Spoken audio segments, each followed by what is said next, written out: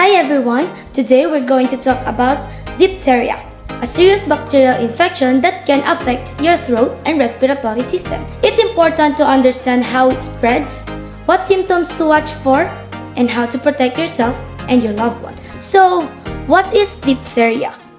Diphtheria is a serious bacterial infection that can affect your throat and respiratory system. What is the origin and causative agent of diphtheria? Diphtheria is caused by a bacteria called Corynebacterium diphtheriae. This bacteria produces a toxin that can cause a thick gray coating to form in your throat, making it hard to breathe. This coating, called a pseudomembrane, can also form in the nose and even the airways leading to the lungs. So what are the symptoms of diphtheria? Diphtheria symptoms usually start 2 to 5 days after exposure. Common signs include sore throat. This is often a very painful sore throat, making it difficult to swallow. Difficulty swallowing.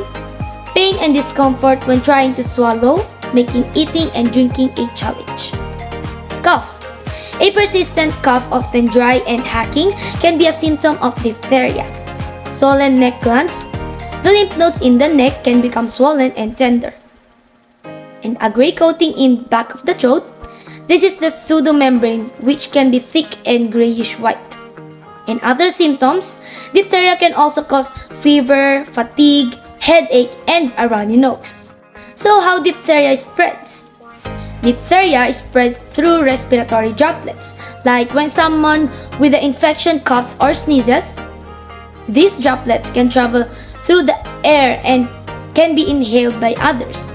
It can also spread through contact with infected surfaces such as doorknobs, toys, or utensils. So what are the complications of diphtheria? Diphtheria can be very serious and even life-threatening. Complications can include: Number 1. Difficulty breathing. The pseudomembrane can block the airways, making it hard to breathe.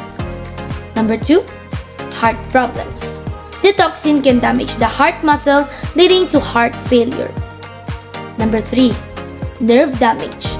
The toxin can also damage nerves, causing paralysis, particularly in the neck and throat muscles. So what are the treatment of diphtheria?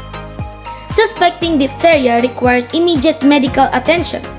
Early diagnosis and treatment are crucial to prevent serious complications and potentially life-threatening consequences.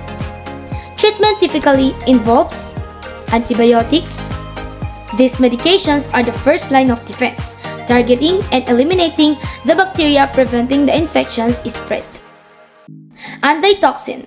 This powerful medication neutralizes the toxin produced by the bacteria, reducing its harmful effects on the body.